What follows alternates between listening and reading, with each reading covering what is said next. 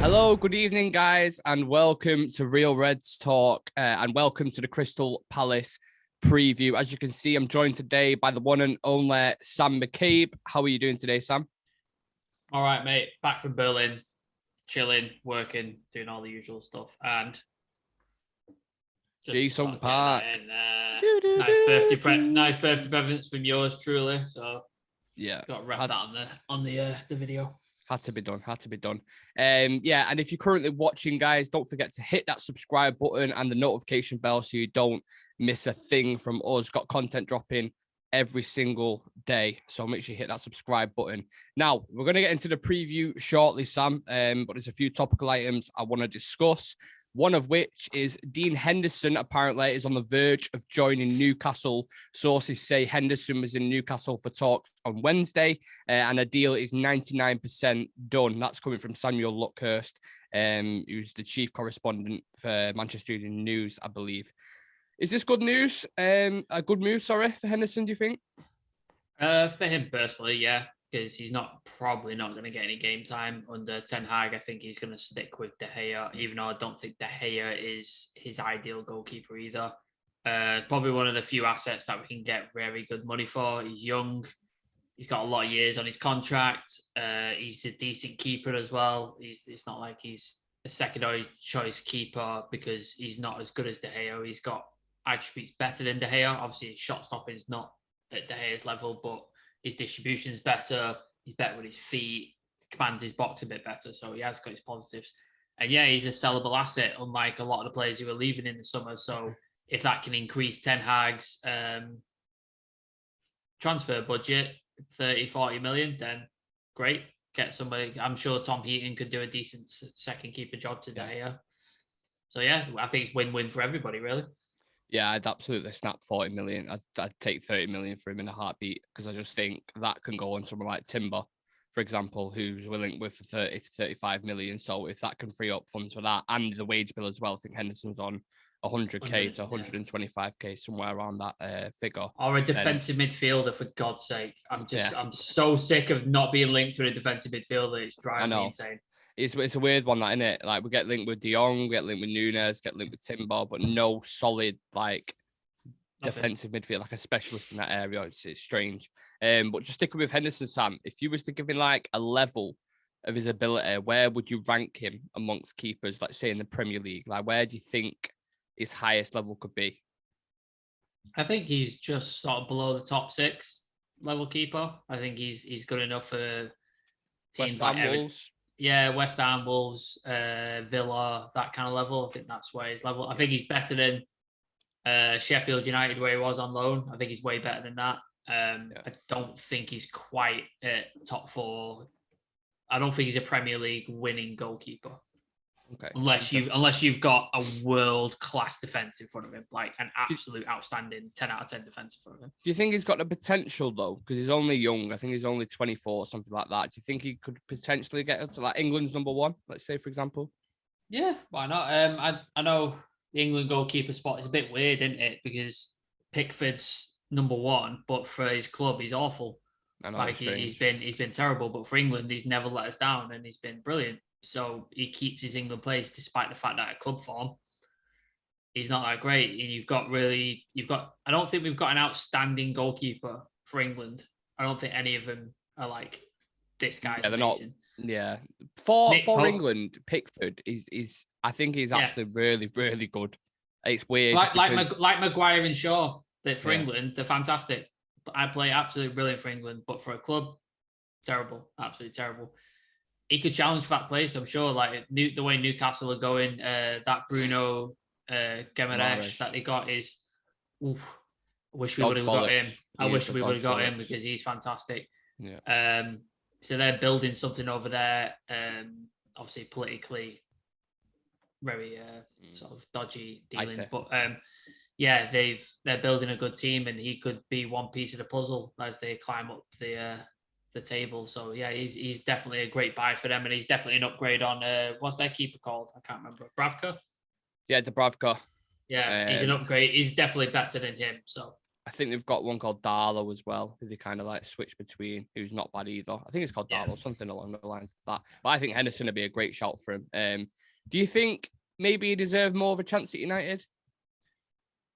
I think he had his opportunity and he took it, didn't he? When De Gea was out, Ollie obviously relied on him and he made that place his own, and De Gea struggled to get back into it. So he definitely had his opportunity. I think he's just had bad luck. Obviously, he got COVID, didn't he? And then ended up with long COVID, which put him out for a long time.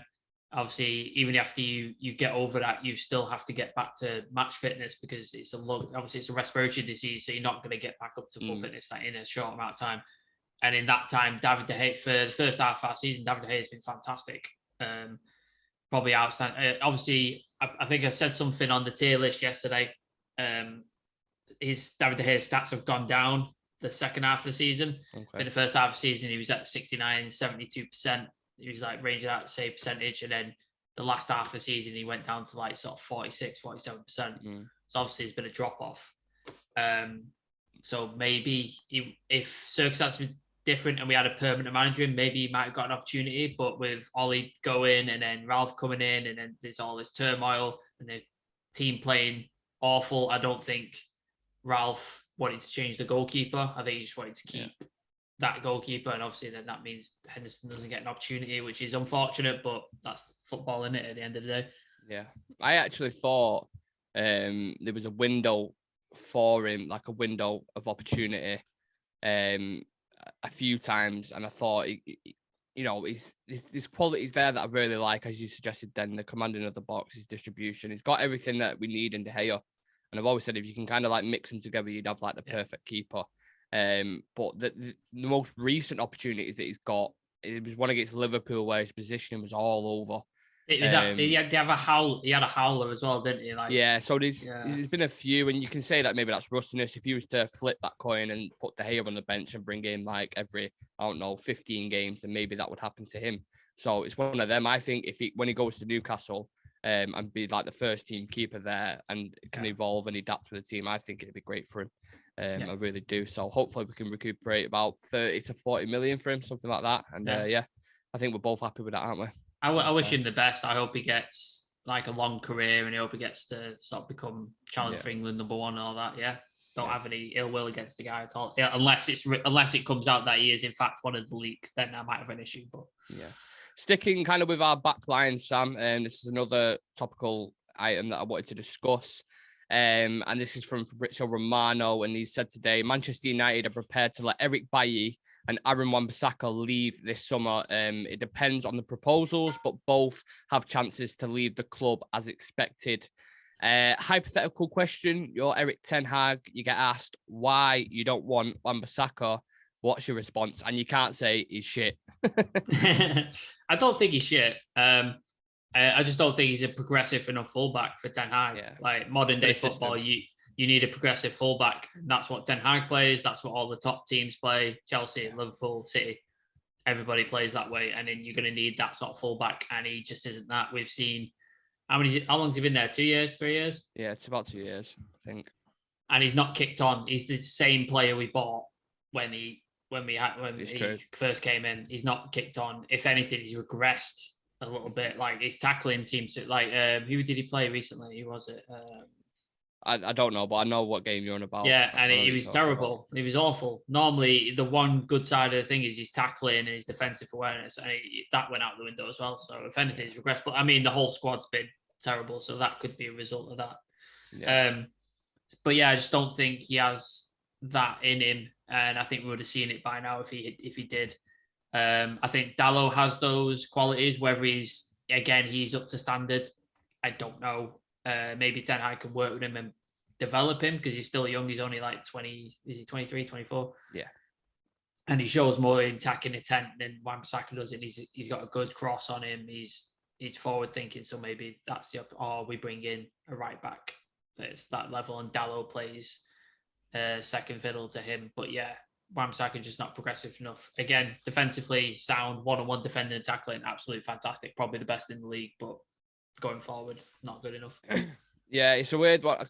I know we always say this about United players, but I feel like he would fit the Italian league much more than the Prem, with it being, predominantly a very defensive league, and the Italians love that side of things. I think he could go to a team there, maybe fighting for maybe even like a Roma or something like that, who's trying to get into that top 4 spot, or Napoli, someone like I think he would fit in there. I just don't see him being good enough for a top Prem team anyway. For like you're talking top 6 teams, I don't see him being good enough, and I don't even see potential there in him to grow. With Dalot, I see something there where you can work with, and he'll develop in a certain way. But with Wan-Bissaka, I just can't see it at all. Because it's not even improved slightly in going forward. No. It's on the ball. It's crossing. Nothing's improved slightly. It's the exact same as, like you just said then, as when we first bought him.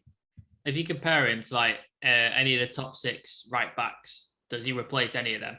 No. Miles away. Absolutely miles away from him. He's not beating any of them. He's not getting in any of those teams. So we need to upgrade.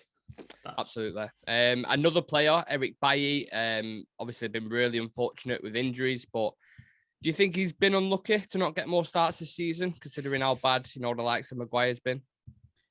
I just think they're afraid. I think they're afraid that he's made of glass, and they're just afraid to play him because then he gets injured. And then if you play him and you drop, say, Varane or Lindelof, and then you play Bailly and he gets injured, and then you then have to bring on Varane or Lindelof and go, oh yeah, no, that guy we replaced you with, he's made of glass, so now you have to go on and play in his place when we could have just played you because you're consistent and injury free. I think that's what it is this season. Previous seasons, I don't know to what extent the injuries are his fault or it's the fault of the clubs and the way they train and the physio. I know we get a lot of muscle injuries. Yeah. And I'm not sure why. I don't know what's going on with our physio department. Well, they're definitely not training too hard, I'll tell you that for free. Well, yeah, definitely not.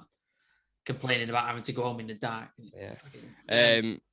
But yeah, he got unlucky with injuries and stuff this season. I just think they didn't fancy him. And I think it's probably time to go. I love Eric Bailly. I love how absolutely mental he is. Yeah. I love a defender or a sort of midfielder who's got a bit of a crazy streak. A guy who's doing bicycle kicks in his own box. Love that. Absolutely love it. But he's just not consistent enough. And I think if Varane has a similar season to the season he's had this season with injuries next season, you've got the same issue there again. So not as bad as Bailly, but he's definitely inconsistent with his if you want centre-back pairings, they need to be a partnership. You need to have game to game, you need to develop a partnership. And if you're just going to keep chopping and changing, it's just going to end up the result we've got this season. Yeah, I think individually he's good enough. Like his ability as a centre-back, he is good enough. But as with all partnerships, we've said it on the show before, you need that consistency in a partnership in order for it to develop. You look at all the top centre-backs around the world, the centre-back pairings, let's say Ricardo, Carvalho, Terry, Vidic, Rio, Maldini, Baresi, all these kind of guys, they've played loads of games together and they know each other's game inside out. You could not put Varane, Lindelof, Maguire and say Bailly in a room and say they'd get, 9 out of 10 questions right if they were to do like a survey on their defending. It just wouldn't, because they've not had that time to gel at all. I think Lindelof and Varane's probably had the best partnership. Their styles don't complement each other either. Yeah. Like with Rio and Vidic was the guy who got stuck in, bullied his way, got involved in it. And then Rio was the sort of ball playing, push forward, central defender. You had that partnership and it works perfectly. Bailly is like aggressive and rash and stuff like that. And then Lindelof is more composed, takes his time, picks apart. Like it doesn't gel well enough. There's not a partnership there that will work together. If he had somebody more sort of Rio style next to it, maybe it'd work a bit better. But just the centre backs we have, I don't think it works. And obviously Maguire has just been abysmal, and anybody playing next to him looks awful next to him. So it's just, including the wing backs as well. Like either anyone or the DMs in front of him, he's just he's stinking out of place at the minute. Maybe we'll get on to Harry Maguire a little bit later on. How much do you think we'd get for both, Sam, for Wan-Bissaka and Eric Bailly? Like realistically, how much? Wan-Bissaka, 20, 25 million. Yeah, I agree. I don't think we're getting anywhere near 50 million that we pay for him. It's not happening. Not a chance. Bailly, 20, 25 again, 20, maybe 30 at a push. I mean, he's got a big push. He's got did he extend his contract recently? He did, yeah. So Woodward give him a contract to retain his value. But that's what I mean. So that might push his value because you got to buy his contract out. But again, I imagine they're on ridiculous wages. I imagine they've got a stupid wage. So who's going to pay the wage? And clubs, that's the issue. Clubs know he wants to leave. They know he wants to leave. They know he's got injury issues. I think that knocks that down 10 million instantly. Yeah. So I'd probably say around 15 million, if I'm honest. But like wages, again, is going to be an issue. Getting any of these players who are not out of contract sold is the wages is going to be number one. Absolutely. If you can't get the wages sorted, then they're not going anywhere because clubs are like, well, we're not paying it.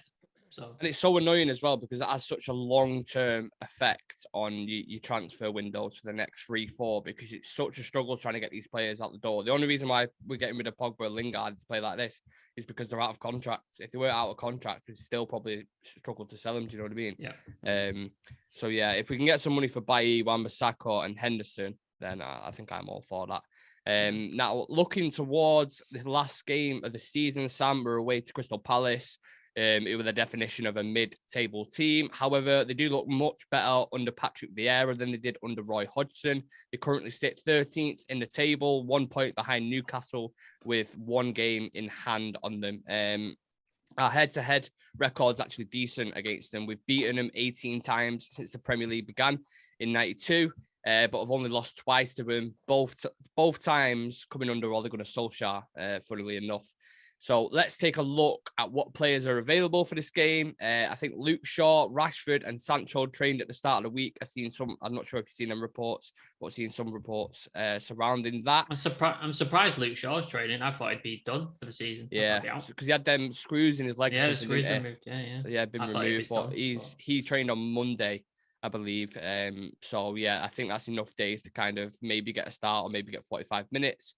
So yeah, we've got Rashford, Sancho, and Shaw back, but Paul Pogba will not wear a Manchester United shirt again. I believe he's still injured, but everybody else is pretty much fit. Bit of a weird one to predict this, Sam, because we played well against Brentford, won 3. Is it 3-0 that game? I think. Yeah, won 3-0 there, but then that Brighton game just got absolutely battered. Such a bad game. So what do you expect from this? Like, it's so hard to predict because, like I said, it was flip-flopping at the minute. No, we're doing a preview, and we have to talk about this. But honestly, I don't know, and to be honest, I don't care. Like, I couldn't give a toss. It's an honest answer. Honest to God, I'm at this. Just end the season. I'm done. I'm done with it. It's That's just fair. fucking. And it's Crystal Palace, a game historically that has no needle or like fight. They're not playing for anything. We're not playing for anything. Well. Just let me interrupt you there. Europa League or Conference League? I know they're not. Yeah. I know they're not great, but it's if you're going to retract some kind of players, you're going to rather say, yeah, we're in the Europa League than the Conference League. Do you know what I mean? I'd rather not be in either of them, to be honest with you. Yeah, I know what you're saying. Look, yeah, from a business standpoint, you want to be in the Europa League, don't you? I honestly, I've never been this uninterested in Manchester United in a long time. It's just there's nothing to cling to. There's nothing. The only thing we have to cling to is the Youth FA Cup. That was the only thing that I enjoyed for Manchester United this season. It's the only thing. It's true. The most enjoyment I got out of football this season has been like watching the Champions League games. Have been fantastic. Watched Rangers last night. Yeah. Like, gutted to see that. They're the only enjoyment I got out of football this season. United it's not anywhere near that. I could see us losing. I could see us winning.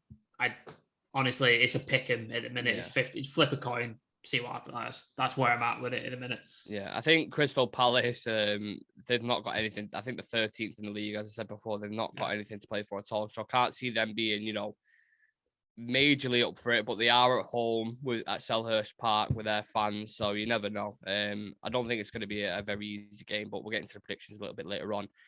Sticking with Crystal Palace, Sam, what is it about Crystal Palace you like under Patrick Vieira? I'm not sure if you actually watched much of him or if you've seen bits of him and stuff, but is there anything you like at all about him? No, I like his. They've gone. I like the club's change of direction recently. Like obviously under Roy Hodgson, they were just getting these middle of the road Boring. journeyman So boring players like Jeffrey Schlupp and Gary Cahill at the end of his peak from Chelsea, and just like players like that. And he's just like, it's so, but like every game you're like, this is going to be a draw, just going to be a draw, because that's what they had one exciting player in Wilfried Zaha, and he's been trying to leave for the past 4 years. Every bloody window he's trying to leave, and he's still there. But yeah, then they seem to have changed direction during the summer and just invested. They got Patrick Vieira in, obviously, relatively new to coaching. Was he at Monaco? No, not Monaco. I think he had a double in France, then he went over to America. I think he managed a team in America, and then came over to the Premier League. But it's much fresher in it. It's just got more like youth about the team. He's a little different. Obviously, as a player, we all know how good Patrick Vieira was. But as a coach, he's relatively unknown. We don't know how far he's going to go. But they've brought in some really good young players. Some of them on loan, some of them and then some of them they've bought. Odson Edouard, I think he's a very talented striker. I think he's got talent. He was raved. Was it Celtic they got him from? Yeah, so he was raved about for a long time. Obviously, there's good pedigree buying players from Celtic. Van Dijk coming there. He's proved himself. What's the Chelsea player on loan? Conor Gallagher. Yeah. He's definitely got some talent. Good. Obviously, I don't think he's going to stay there after the season. I think he ends up back at Chelsea and either goes on loan somewhere else at a higher level, or maybe gets into the Chelsea team. I don't know. I think he got voted in the PFA Young Player of the Years. I think Saka won it or something like that, but he was voted in that. He got an England team, didn't he? He got an England cap, so he's doing well. What's the defender, Gay? Alongside Anderson. He's a very good player. Again, he was mentioning. Sorry to interrupt you. He was mentioning Cahill and how like sort of stagnant and boring and flat it was at the defense, but now they've brought Anderson and Gay in a center. That partnership looks really well. They're both really good on the ball, progressing it. Both really good at defending, so that's showed them up at the back as well. And again, he got an England call up as well, Gay. So like they've got some decent young players, and they seem to be building something. I think they tried to get Donny on loan as well, didn't they? In January, and he ended up going to Everton. I forgot about that. So they seem to be focusing on youth players and getting in players who've got talent and building them up. For maybe that like similar to an Ajax sort of model, get young players in, develop them, and then sell them on for high prices. So they seem to be going in the right direction. 13th is about right for them. Seems to be like where they should be. I expect Vieira to carry on in the summer. Young talent, get them in, development, and try and progress up the table. Maybe aim towards like Europa Conference League or something like that. Maybe that's what the sort of goal is at this point. And you mentioned youngsters there, flipping it back to Manchester United on Sunday. Do you think the likes of Garnacho, who I know you're a massive fan of, Hannibal, is it Alvarez, the defender, the Spanish defender? Do you think he'll give some game time to these guys, to these lads? I wish. Because they deserve it, don't they? They deserve it. Like Garnacho played phenomenal in the FA Cup Youth final, got 2 goals, played really well. So I think he deserves a full match, if not 45 minutes as well. I believe. Yeah. So I think they deserve it. Whether they get it or not, I don't know. I don't expect them to. I'd like it to. I've been calling for it for the last 4 games, to be honest with you, to get someone. Yeah, you have. One of them to get a game, but we all know Hannibal got the sort of time against Liverpool, like 6-7 minutes, and Gary Neville was like, that's the only guy who can hold himself up, because he's put was it Henderson? He put his foot through. Yeah, a few of them. There's about 3 or 4. So it's that's the sort of only life I'm clinging to at the minute. Hopefully, some of them get game time, but I don't expect it, to be honest with you. Yeah, fingers crossed for that one. Crystal Palace's last 5 results: they drew with Villa 1-1, they beat Watford 1-0, they beat Southampton 2-1, drew with Leeds 0-0, and then got beat by Chelsea in the FA Cup 2-0. So they've won 2, drawn 2, and lost 1, which, let's be honest, is mid-table form, innit? They do have good individual players, as we mentioned before, like Conor Gallagher, who's done fantastic for him. Wilfried Zaha always has a point to prove against us when he's playing, obviously against his former team. And And yeah, they've got a lot of young, hungry, talented players, and it's refreshing to see in a side that, you know, you'd usually consider really stale under Hodgson, which we touched on just then. Wilfred Zaha is obviously their star player on 13 goals this season. Not a bad return at all. And as we know, 1v1 is as good as anyone in the Premier League, in my opinion. So concentration will be key for our defence, especially. I think he's the most fouled player in the Premier League. Yeah. It's like just proper hard to get at. Like when it comes to dribbling, it's as good as anyone. Him and Grealish, similar thing. Like they just bomb on and just get the free kick. Like they're just constantly fouled because they're good at set pieces as well, Crystal Palace. So you don't want to give him a set, and he will win them set pieces. So we need to be careful on that, and we need to be careful in transitions. So concentration is a factor that I want to focus on for this preview. Palace have a very energetic, attack-minded style of play, much better in possession under Patrick Vieira. And rather than having one threat in Zaha, they have Gallagher now, who's, you know, been great in that box-to-box role, arriving late, similar to, you know, how Frank Lampard did. I think that's why they wanted Donny as well, for that specific reason. But yeah, Sam, who do you like from? I know we touched on it kind of then, but who do you like individually from Palace? Is there anyone who impresses you this season? Yeah, like I said, Edouard is. I think he's got potential. He's not. I don't think he's had enough game time yet to sort of fully show. I think he's done a lot of substitute appearances, but I think he could possibly their sort of starting striker from like next season maybe. Gallagher, like I've touched on, fantastic talent, but again, he's probably not going to be there next season, so it's probably unwise to build your team around him at this point. Because what do you think about Zaha?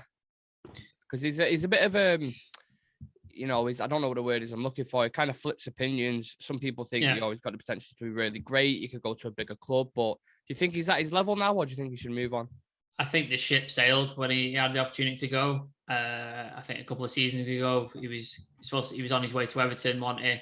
And that didn't happen. I think he was on his way to Arsenal at one point as well. That didn't happen. I think, the opportunities slipped him by, unfortunately.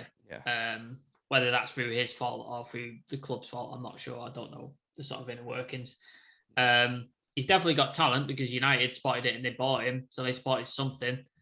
Under the right coach. Got a 15% sell-on fee on him as well. So if they sell him for, I don't know, 60 million, then we get like, I don't know, 10 million off that sale. He's definitely got talent, and then maybe under the right coach, maybe they can get something better out of him. Maybe if with time, Vieira might be able to develop him, get decent players around him, maybe. But I've been hearing about the potential for a long. How old is he now? 26, I want to say. I'll double 26, check now. 27. So he's not quite in his prime yet. He's not like he's almost 29. Ooh, he is. Yeah, see that. He's younger than that. Yeah, so that might be an issue. 29, you're in your prime. Age. So if you're in your prime, you need to be at a top club now, like right now, and it's not happened. So, especially as a winger, Sam, when your pace is, you know, your thing. As soon as you start slowing down in that department, it's trickier to beat players and stuff. So, he's a big fish in a small pond, and I think when he went, obviously you saw he went to United, it's too much, and he couldn't deal with it. He was now a fish in a massive pond. And he couldn't deal with it. Crystal Palace, he's the star, he's the man and all of that. And I think he enjoys that. I think he'd get lost in the shuffle at United, Chelsea, Liverpool, that kind of stuff. I think there's much better players in that team who work harder and are better. So, and our main star, Cristiano Ronaldo, still 2 goals off that 20 mark in the Premier League. Would a hat trick be a fitting end to the season for Ronaldo? Because he's been great this season, hasn't he? If he can beat Salah's thing, I can hold on to something. Because I think he'd have to score 5. I think. Would he have to score 5? Oh, I think Salah's on 22, 23, maybe. Is it Son? I think Son's close to him. Son's on 21. Mo Salah's on 22. Yeah, 22. Son's on. So even Son could nick it at the end. So he'd have to score, 4 goals, which I'd never put past Ronaldo. But, no, but it's unlikely in it with the way we're playing. I'd take that. Ronaldo hat trick, gonna win. I mean, it's not going to take the sour taste of this season out of my mouth, but at least it's something. It's something to. I hope at the end of the day we're not absolutely depressed with a Liverpool title win, because I don't even want to talk about it. Don't even want to talk about it. Like, Madrid and City, just do your fucking job, please. Yeah, do something. Benzema, you better bloody show up next week. I can't deal with Christ. that. I cannot deal with that. Just talking on Ronaldo, I want to speak to you about this, Sam, because it's annoyed me a little bit. He hasn't been a nominee for Player of the Year, but the likes of, I think Saka, we mentioned before, there's a couple others. James Ward-Prowse has been nominated in it. There's a few others. Why in a team like United's like now, what Ronaldo's done in it, getting nearly 20 goals, the moments he's had in the Champions League, the clutch moments, how has he not been voted in that? Like, it's ridiculous. It's an absolute joke. I think it's a couple of things. It's United bias, because we know that exists. Just if you watch any media outlet, unless it's Gary Neville, it's just United slander 24 hours a day. Ronaldo's the problem. Ragnick's the problem. This is the problem. It's just and then defending the Glazers. The Glazers have spent money, but it's always just constant United bias every single time. Because it gets clicks. That's why. Yeah, so that's probably something to do with it. And then I think the other thing is Ronaldo. They probably expect Ronaldo to do well because it's Ronaldo. Like, Ronaldo is arguably, if not the greatest player of all time, and they expect him to perform at this level no matter what's going on around him, because he is the GOAT. So I think that's another thing with it. I think James Ward-Prowse playing a high level is slightly less unexpected, and especially in a team like Southampton, who are not expected to do anything. Saka is a weird one. I think he's a good player, don't get me wrong, but Arsenal absolute bottle jobs yet again, year after year after year. I was waiting for Sophie to bring that up. Oh, yeah, that's the only, again, that's another joy I've had this season, is Arsenal being Arsenal. It's just fantastic. Love that. And I saw Arteta out trending, which just proved my point, because Arsenal fans are absolutely mental. I'm trying to get the short list up. Trent Alexander, Jared Bowen is in it, Cancelo, Kevin De Bruyne, Saka, Salah, Son, Ward-Prowse. No mention of Ronaldo. I posed a question on our TikTok the other day. I think you saw it, Sam. If you was to take Benzema or Lewandowski, two of the hottest strikers in the world right now, out of their respective teams, and put them in United's team, considering how we've been performing this season, do you think they would get the same amount of goals as Ronaldo has for us? Because I don't think they would. I really don't. I think you put Salah in our team, he doesn't. I think if you put De Bruyne, he doesn't have the impact that he does in City. I don't think it happens. So for him to get them numbers and not get voted, look, we could talk about it all day. We're used to United, but it's happened since we've grown up watching the club. It's been like that for tens and tens of years. It's been like that. It was like that when Fergie was around. That they were calling for his head when he didn't win a title for 2 years. They were, he needs to go. It's just that. It's just the way it is. Yeah. Everybody hates us. It's fine. Yeah, the past 6 months in particular is it was good before Ralph came in, but after that as well, he's been that guy. He's been the go-to guy. Him and De Gea have been them kind of guys. De Gea said, didn't he? He said if it weren't for Ronaldo, we'd probably be in a relegation battle. Yeah, well, we'd be 10 points. I've seen a stat saying, without his goals, we'd be 10 points above the relegation zone. So it just tells you everything you need to know. Ridiculous. Ridiculous.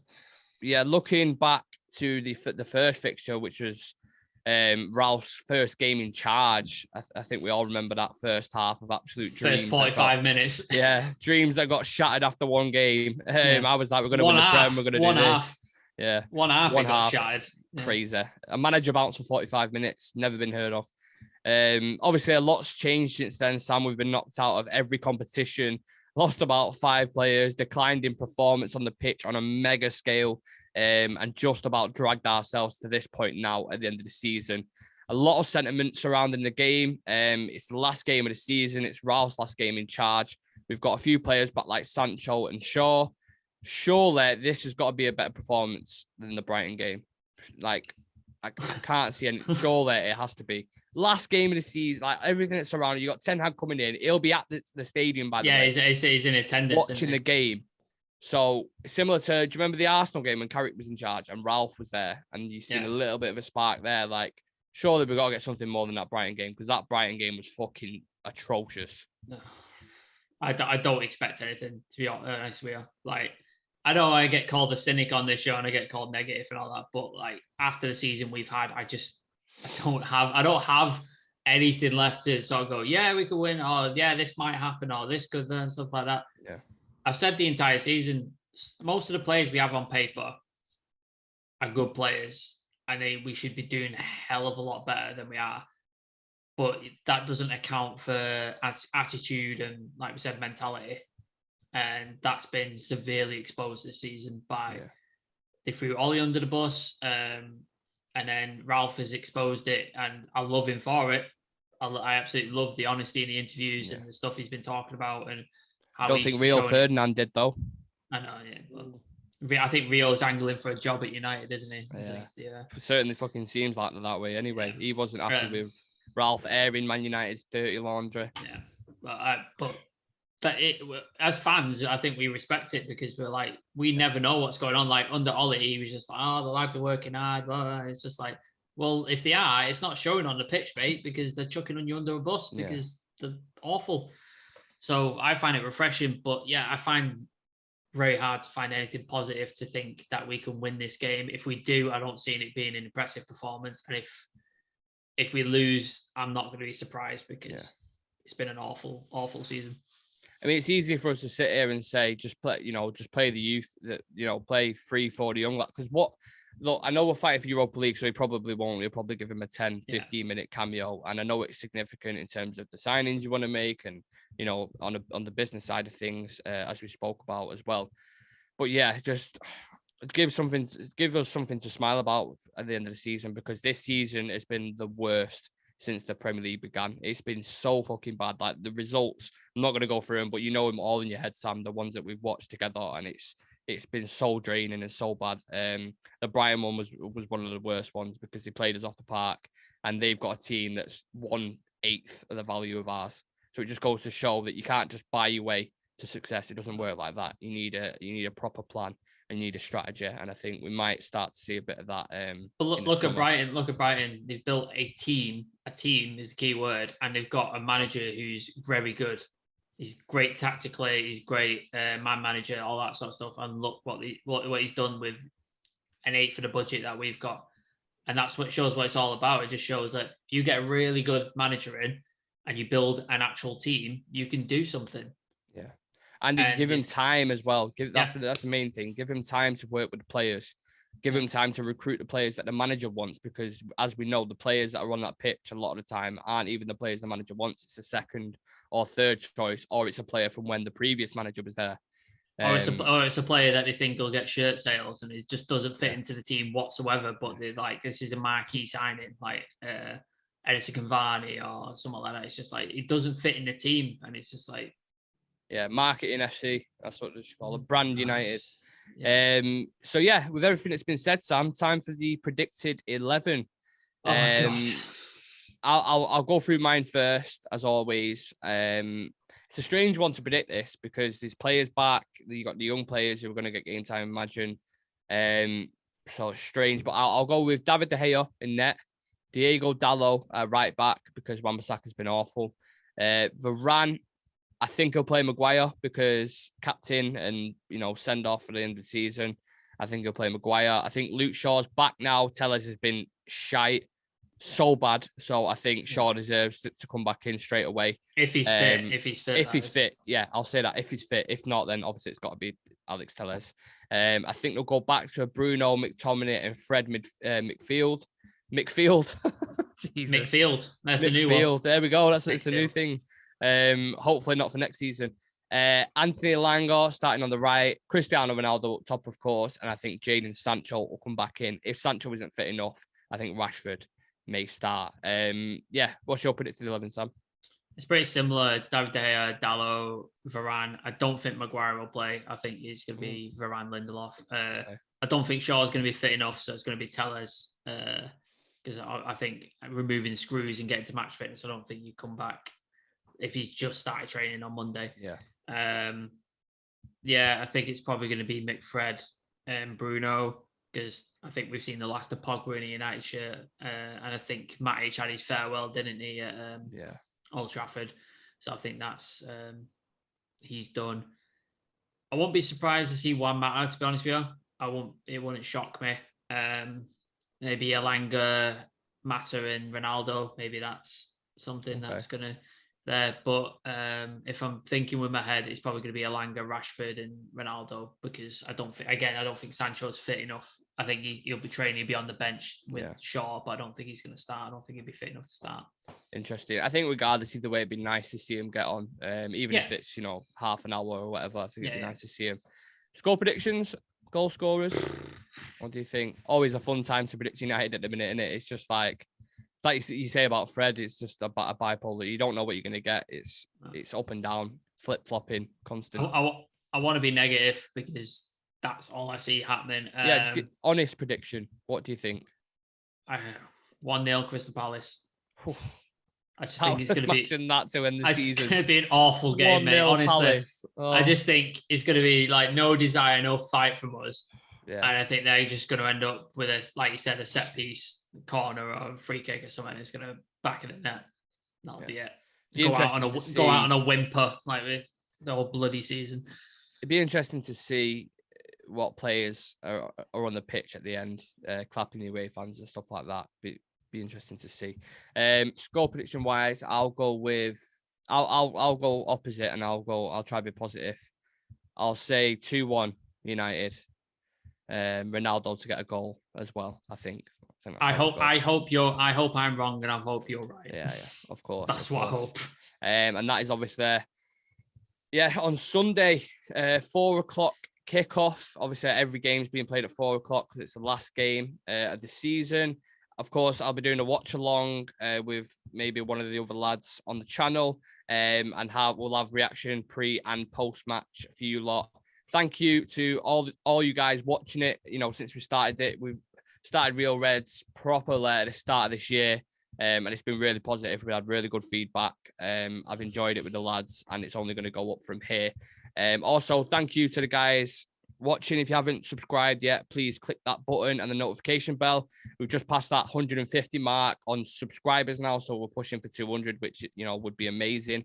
And follow us on socials if you want regular transfer updates, interaction with the lads, entertaining clips on TikTok. Just type in Real Reds Talk, as Sam's pointing to there, on any platform, and you should be able to find us. Thank you, Sam, for joining me. As always, I appreciate your time. Before we go, tier list video. Yeah, should be out at time of recording. It's out now, but when you're watching this, it'll have been out yesterday. Yeah. So go check that out. Me, Adam, Shreyas, we went through the entire United squad and we put them into tier categories, from key player to get in the bin. So join in and just see who ends up in the bin, because one player does end up in the bin. I'm not going to spoil who. Yeah, I was going to say Mitch Shaw. There's probably about 5 that are in the bin now. I mean, I personally wanted to put about 3 in, but the other 2 didn't want to be that harsh, but at least one gets in there. But and I think you can guess who the key player is. So of course, yeah. But check out, see the rest of it, because it's a really good video. A lot of laughs, no nosebleeds this time. No nosebleeds. But yeah, really fun, really good. And then check out all the other videos. I think Nick did one on Frankie De Jong, which is really cool, really interesting. Go watch that. Nick and Adam did the news video. So if you want to keep up to date on the transfers, that's weekly. And then when we go into summer, we're probably going to do that quite a lot with transfers and stuff like that. Because there's going to be a whole lot of shit to get into in the summer. There's going to be streaming coming in the summer. We're going to play some games. So FIFA, we're going to play some Football Manager, hopefully. Maybe we'll throw in some other sort of non-football related stuff as well. So that's all going to come in the summer, because obviously we'll have a lot of free time because there won't be as many games. So look out for that as well. So if you want to keep up to breast with that, follow us on socials, subscribe, hit the notification bell, like the video, comment, all that sort of stuff. It helps us out massively, and we want to sort of keep growing this thing. Absolutely. We want to make it big time. So hopefully we can finish the season, Sam, with a smile. I ain't holding my breath. I don't think a lot of Manchester United fans are going to be holding their breath. But Sunday, 4:00, last game of the season, Crystal Palace away at Selhurst Park. Let's go do the job. We'll see you in the next one. City, do your job, for the love of God. Yeah, please. Don't let Liverpool win the fucking quadruple. Please. Peace. Cheers, guys. See you later.